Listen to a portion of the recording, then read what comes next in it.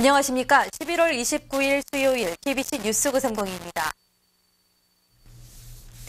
한윤의 재정에 대해 검찰이 오는 금요일 수사 여부를 결정하겠다고 전한 가운데 한윤회가 2100페이지에 달하는 지난 3년간의 재정 내역을 모두 공개했습니다.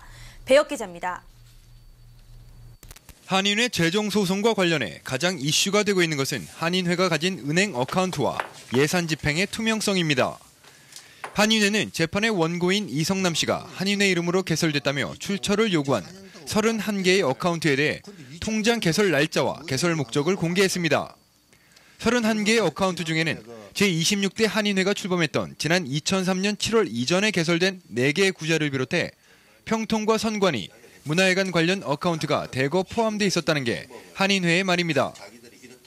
은행에서도 확인할 수 없다고 확인받았는 구자가 7개입니다. 그래서 19개 구자가 전혀 알지도 모르고 한인하고 전혀 상관이 없던 구자였었고, 그다음에 그 한인에서 지금 사용하고 있는 구자는 메인 어카운트 하나하고, 그다음 민속놀이 했는 미정산된 어카운트 하나, MB뱅크의 하나, 한인에서 지금 운영하고 있는 어카운트는 3개밖에 없습니다. 이와 함께 한인회 이름으로 많은 통장이 개설된 것은 26대 한인회 출범 이후 재정의 투명성을 보완하기 위해서였다고 전했습니다. 행사별로 은행 어카운트를 따로 개설한 뒤 결산 이후 클로즈했으며 쓰나미 성금 등 기금 마련 목적으로 개설됐던 구자는 아예 출금을 할 수 없도록 했다고 강조했습니다. 최근 한인회의 비영리단체 등록이 취소됐다는 의견에 대해서도 강하게 부정했습니다. 지난해의 경우 김기령 회장 본인이 직접 갱신을 했으며 등록이 취소됐다면 어떻게 애프터스쿨 그랜트를 받을 수 있었겠느냐고 반문하기도 했습니다. 아마 2주 내로는 아마 끝날 것 같고, 마지막 정리가 안 되는 것은 전에 한인회에서 유급 교사들이라든지 이런 사람들 W2 폼을 받아야 되는데 그 사람들이 지금 주소가 확인이 안 돼가지고 지금 그걸 찾고 있는 중입니다. 그것만 되면 다른 건 준비가 다 된 셈입니다. 한인회는 이 밖에 행사별 입출금 내역과 유급 직원에게 제공된 급료, 한인 회비 등에 대한 모든 한인회 재정 자료가 정리됐다며 확인을 원하는 한인들에게는 자료를 공개할 의사가 있다고 밝혔습니다. KBC 뉴스 배혁입니다. 현행 6달러 50센트에서 1달러 인상을 골자로 하는 일리노이 최저임금 인상안이 내년 여름부터 시행될 전망입니다. 2주 전 상원 통과에 이어 어제 하원에서도 통과된 인상안은 시행에 앞서 주지사의 최종 서명만을 남겨놓고 있습니다. 블라고야비치 주지사는 이미 최저임금 인상안에 대한 강력한 지지를 표명한 바 있어 최종 서명은 무난하게 이루어질 것으로 보입니다. 주지사는 최저임금 인상 계획안을 통해 내년 7월까지 현행 최저임금에서 1달러를 우선적으로 올리고 향후 최고 8달러 25센트까지 매년 25센트씩 인상하도록 노력할 것이라고 밝힌 바 있습니다. 한편 이날 하원에서는 민주당과 검찰의 타협안을 기초로 쿡카운티 내 재산세 동결에 합의한 반면 1월 달에 높은 전기세를 감안한 3년 전기세율 동결안은 반대표가 많아 부결됐습니다.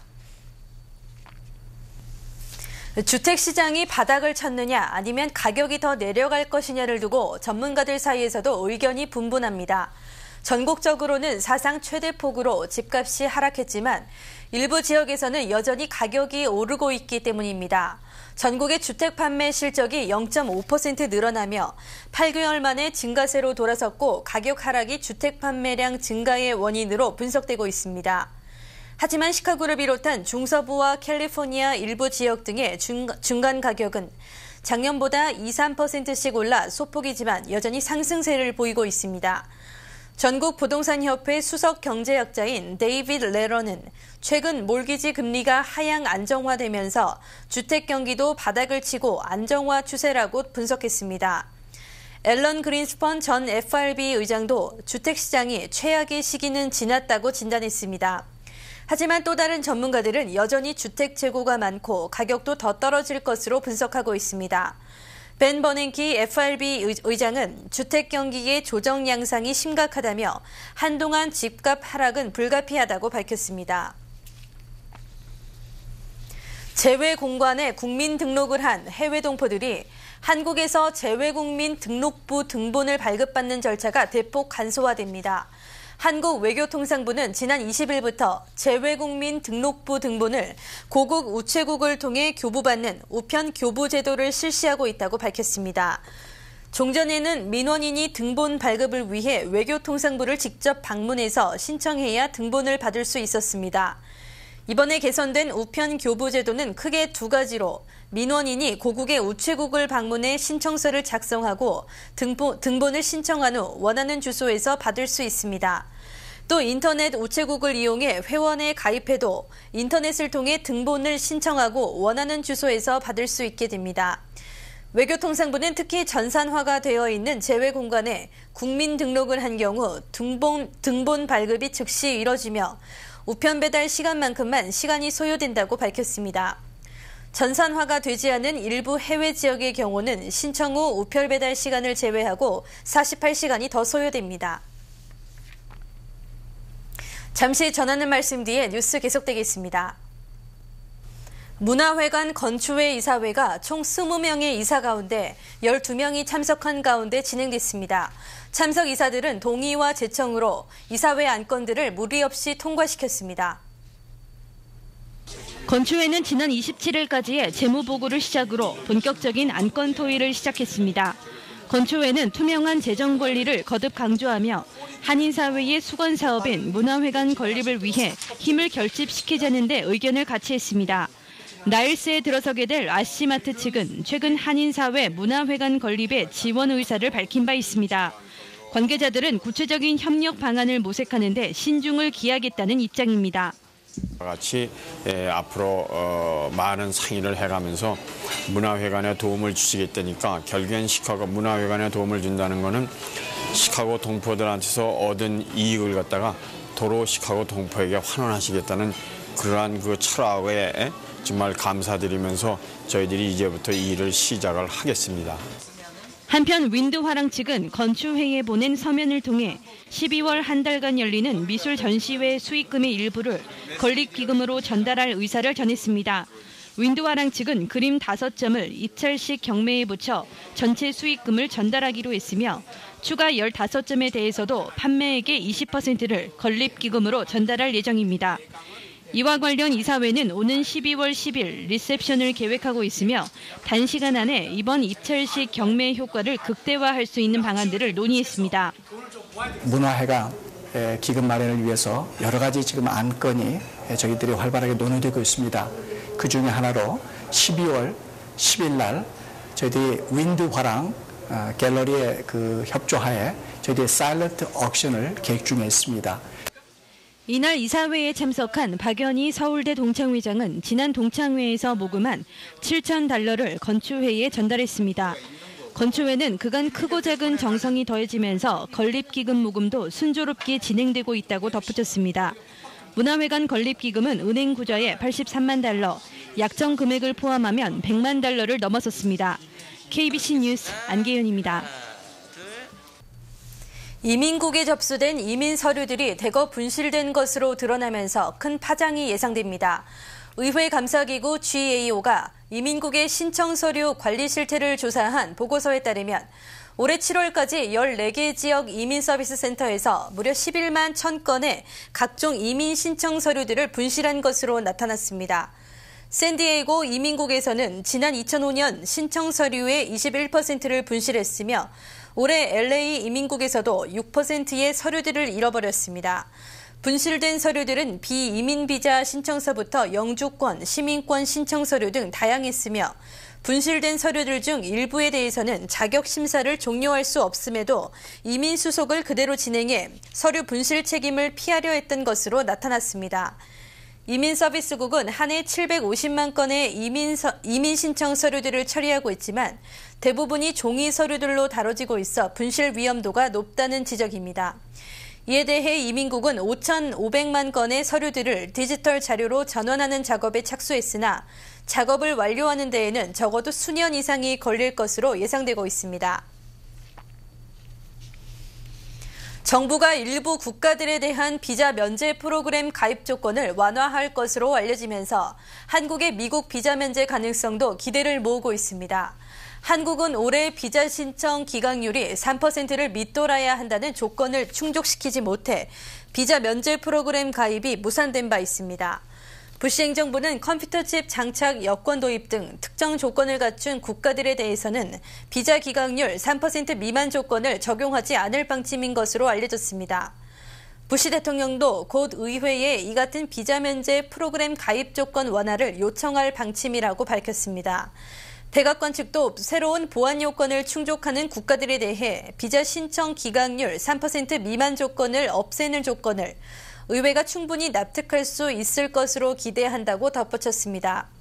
미국의 비자 면제 프로그램에 가입된 27개 국가 국민들은 별도의 비자 없이 90일 동안 미국에 입국해 체류할 수 있으며 한국도 이 프로그램 가입을 적극 추진해왔습니다. 테러 직후 시카고 지역 항구에도 생화학 무기에 대처할 수 있는 보안 시스템을 강화시켜야 한다는 주장이 제기되어 왔습니다.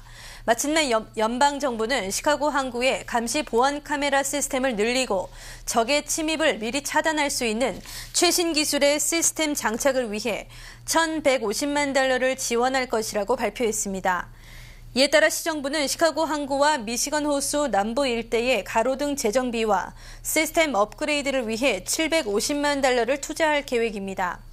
러시아의 아연과 남미로부터 대량으로 수입되는 설탕 등을 실은 화물선들이 수차례 오고 가는 시카고 항구는 무역의 중심 항구로도 널리 알려져 있습니다.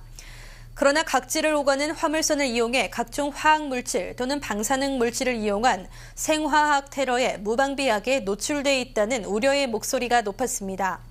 마침내 연방정부로부터 기금을 지원받게 된 시카고는 안보의 위협으로부터 안전한 방어 시스템을 구축하게 됐다며 환호했습니다. 시카고 항구를 관할하고 있는 일리노이 항만시설관리국은 연방정부로부터 받은 $1,150만 가운데 $340만 지원받고 졸리엣시가 $55만 1,000로 항구의 보안 시스템을 구축하게 됩니다. 네트워크 뉴스입니다. 뉴욕의 본격적인 성탄 시즌을 알리는 크리스마스 트리 점등식이 링컨 센터 광장에서 열렸습니다. 시민들의 환호성과 함께 시작된 크리스마스 트리 점등식을 뉴욕 MKTV 민은실 기자가 전합니다.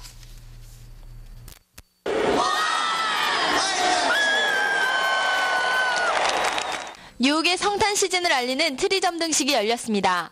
야외 공연장인 링컨센터 광장에서 27일 오후 5시 30분경 2천여 명의 시민들이 참석한 가운데 15m 높이의 크리스마스 트리 점등식이 진행됐습니다. 크리스마스 트리의 화려한 빛이 켜지자 분위기는 절정에 달했고 소망을 기원하는 뜻으로 기도를 하는 시민들도 눈에 띄었습니다.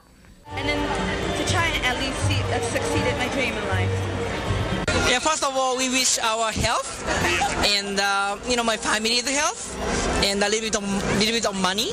Family to be happy and for the country to be more unified. 가족들 다 건강하고 주님 안에서 사랑하면서 사는 게 소원이에요. 트리 점등식 식전 행사로 다양한 공연이 열렸습니다. 현대무용을 비롯해 뉴욕 시민 합창단의 캐롤송과 서커스 공연이 이어지면서 링컨센터는 축제의 장으로 변했습니다. 뉴욕의 비공식적인 성탄 시즌의 시작을 알리는 트리 점등식은 29일 맨하탄 록펠러 센터에서도 거행될 예정입니다. 미국이 현재 진행 중인 테러와의 전쟁의 법적 근거를 제공하고 있는 애국법의 일부 조항이 헌법에 위배된다는 판결이 나왔습니다. 로이터 통신에 따르면 로스앤젤레스 연방법원 콜린스 판사는 지난해 미 헌법권리센터가 재무부를 상대로 제기한 소송에 대한 재판에서 부시 대통령이 지난 2001년 9월 23일 서명한 애국법의 일부 조항은 대통령의 무제한적인 권한을 부여하고 있다며 이는 위헌이라고 판결했습니다. 그러나 블랙리스트에 포함된 단체들에게 도움을 제공하는 행위에 대해 유죄를 선고하는 것은 타당하다고 밝혔습니다. 콜린스 판사는 지난 2004년에는 애국법이 테러단체와 관련 있는 것으로 추정되는 용의자에게 법률 자문을 제공하지 못하도록 하는 것 또한 위헌이라고 판결한 바 있습니다. 애국법은 미국이 북한의 방코 델타 아시아 계좌를 동결하도록 한 법적 근거가 되기도 했습니다.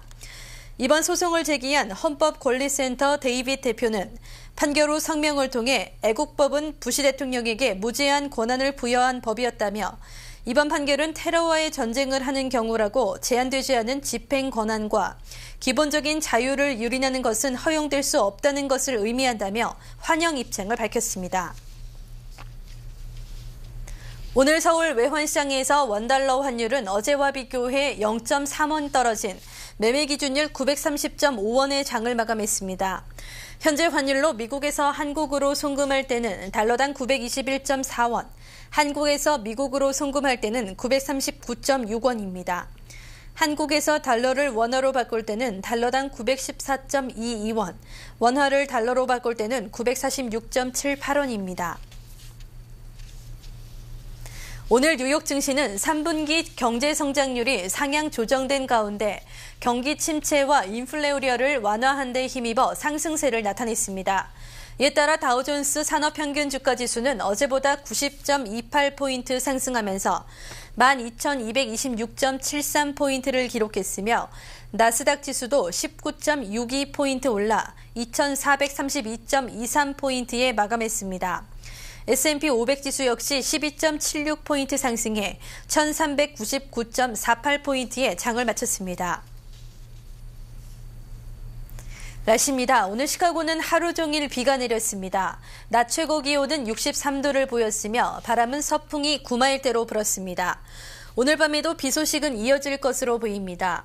곳에 따라 천둥 번개를 동반한 많은 양의 비가 내리는 곳도 있겠습니다. 밤 최저 기온은 38도가 예상됩니다. 사흘 동안 시카고 날씨입니다. 30일 목요일 기온이 크게 떨어질 것으로 보입니다. 곳에 따라 눈이 내리는 곳도 있겠습니다. 낮 최고 기온은 39도, 밤 최저 기온은 27도가 예상됩니다. 12월의 첫날인 1일 금요일 눈 소식이 있습니다. 기온은 더 떨어지고 바람도 강해 체감 온도는 급격히 떨어지겠습니다. 낮 최고 기온은 31도, 밤 최저 기온은 23도가 예상됩니다. 2일 토요일 대체로 흐린 날이 예상됩니다. 낮 최고 기온은 40도, 밤 최저 기온은 22도가 예상됩니다. 내일 시카고 해 뜨는 시각은 오전 6시 56분, 해 지는 시각은 오후 4시 21분입니다. 이상으로 11월 29일 수요일 KBC 뉴스 930을 모두 마치겠습니다. 고맙습니다.